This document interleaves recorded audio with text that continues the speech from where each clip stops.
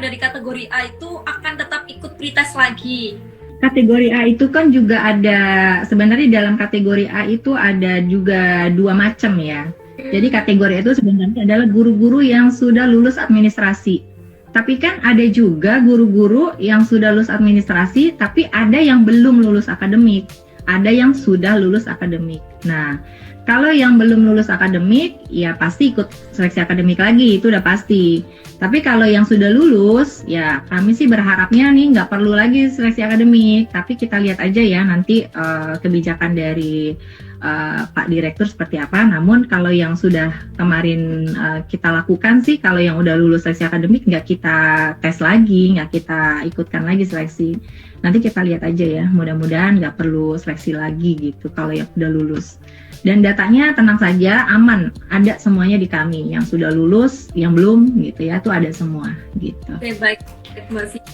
Berarti kategori A kan yang tadi adalah yang sudah lulus administrasi, namun ada yang lulus akademik dan yang belum. Yang belum ini apakah dia gagal nih Mbak pas waktu seleksi administrasi, seleksi akademik, atau dia emang belum pernah aja gitu? Ya, bisa jadi antara itu Mbak Cynthia. Pokoknya intinya kalau yang kategori itu semua yang sudah lulus administrasi. Ya memang ada lagi nanti macam-macamnya di situ. Bisa jadi dia waktu itu belum ikut seleksi akademik karena halangan dan lain sebagainya. Atau dia udah ikut tapi nggak lulus. Ada yang ikut dan lulus. Ya, jadi di dalam kategori A itu pun ada macam-macamnya gitu. Tapi intinya karena sekarang kita ini kan lagi seleksi administrasi, jadi kita fokus aja dulu ke seleksi administrasinya gitu. Intinya kalau yang kategori A itu adalah semua yang sudah lulus administrasi tahun 2022 gitu. Oke, baik, terima kasih Mbak Vina atas jawabannya. Ini saya izin membacakan pertanyaan lagi dari hidayatullah.r. Kenapa kategori A tampilannya berkas pendukung belum checklist?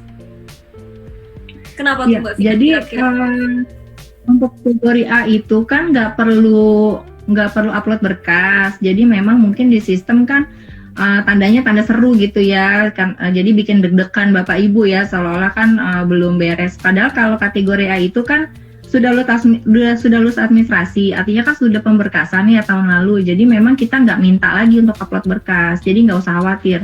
Kalau sudah lakukan konfirmasi ya sudah. Nanti ada tulisannya berkas disetujui gitu, nanti ada tulisannya seperti itu dan ada tulisan bahwa Anda telah mengikuti seleksi administrasi tahun 2023 gitu. Kalau itu sudah ada, udah nggak ada masalah meskipun ada tanda serunya ya, nggak apa-apa karena memang tidak diminta untuk ajuan berkas. Oh, baik-baik, terima kasih Mbak Vina. Nah, kemudian kita akan ke pertanyaan berikutnya. Mbak Vina, ini ada yang tanya, kenapa berkas di SIM PKB itu tidak centang hijau? Apakah karena dia tidak sesuai atau ada yang kurang atau gimana tuh Mbak kalau tidak centang hijau? Berkas tidak centang hijau. Sebenarnya saya kurang jelas ya, karena kalau yang saya tahu, kalau yang ada centang-centang hijau, ada yang disilang merah. Nah, kalau yang disilang merah itu misalnya karena NUPTK-nya tidak valid, atau NIK-nya tidak valid, atau ada juga yang TMT-nya tidak memenuhi 1 Januari 2020, itu ada centang merahnya. Nah, tapi kalau centang merahnya di NUPTK atau di NIK, ya itu silakan aja diklik, itu nanti ada keterangannya, ada prosedur yang harus dilalui oleh Bapak Ibu supaya NUPTK itu menjadi valid atau NIK itu menjadi valid, itu nanti ada prosedurnya di situ, ada infonya.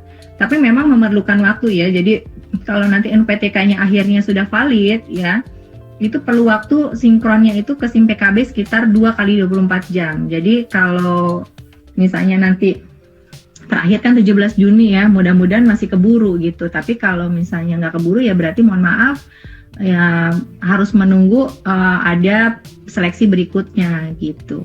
Tapi kalau yang dimaksud adalah tidak centang hijau, kalau ajuan berkas itu kan upload berkas baru ya. Kalau dia memang sudah ada menu ajuan berkas ya di kategori B, kan dia harus upload SK, harus upload ijazah. Nah, Kalau setahu saya sih itu nggak ada itunya ya, nggak ada centangnya ya gitu. Ini kurang jelas juga apa yang dimaksud gitu dengan tadi. Tapi kalau yang kategori A, khawatirnya ini kategori A ya, yang banyak galau tuh yang kategori A. Karena ada tanda serunya gitu. Nah tapi nggak apa-apa, memang kategori A itu tidak diminta mengupload berkas. Yang penting sudah ada tulisan berkas disetujui. Atau yang penting Bapak Ibu sudah melakukan konfirmasi sesuai dengan prosedur gitu. Itu nggak perlu khawatir, berarti tinggal nunggu informasi aja. Ya, jadi kalau kategori A itu walaupun dia ada tanda seru, tapi kan ada tulisannya berkas disetujui, seperti itu. Oke, berarti kalau seandainya nih yang bertanya adalah dari kategori A, tenang aja, yang penting ada keterangan berkas disetujui gitu ya Mbak Vina, meskipun ada tanda seru nih. Itu berarti harus dia merasa senang Mbak Vina karena berkas disetujui, dikasih tahu dengan tanda seru. Iya, cuma kadang suka nggak sabar ya, karena kan nunggu masih lama nanti tanggal 5 Juli. Kalau kategori A kan enaknya cuma cuma konfirmasi aja gitu, jadi nggak perlu ngapa-ngapain, jadi mereka jadi kayak aduh abis ini ngapain lagi gitu. Jadi tunggu aja, nanti pengumumannya akan bareng semuanya tanggal 5 Juli. Itu baik kategori A maupun kategori B di tanggal 5 Juli ya Mbak, sama ya berarti ya? Iya, betul. Oke, baik. Terima kasih Mbak Vina atas informasinya. Kemudian ini ada yang tanya lagi Mbak Vina, apakah masih bisa perbaikan meski sudah submit sebelum tanggal 28 untuk kategori B? Kalau ajuan berkas terakhir tanggal 17 ya Bapak Ibu. Jadi Bapak Ibu nih ngupload berkas, ngirim berkas itu paling lambat tanggal 17. Tapi perbaikannya itu sampai tanggal 28. Jadi terakhir upload berkas baru itu 17. Nah kan Bapak Ibu nih ngupload berkas nih ya sampai tanggal 17 terakhir. Nah setelah ngupload berkas kan dicek ya sama teman-teman Verval. Dicek. Nah itu nanti kan mereka kan mengecek itu kan perlu waktu. Ya, nanti waktunya itu sampai tanggal 28 untuk ada notif apakah disetujui, apakah ditolak, apakah diperbaiki gitu ya. Itu sampai tanggal 28. Jadi kalau nanti Bapak Ibu yang ada dapat notif ditolak perbaikan, maka perbaikan berkasnya paling lambat tanggal 28. Jadi perbaikan berkas paling lambat tanggal 28. Tapi kalau ajuan baru 17 ya, 17 Juni yang ajuan baru. Kalau sudah 17 Juni kita udah nggak terima berkas baru lagi. Jadi kalau sudah tanggal 18 ya, tanggal 18 Juni kami sudah tidak terima berkas baru ya. Jadi cuma yang perbaikan aja.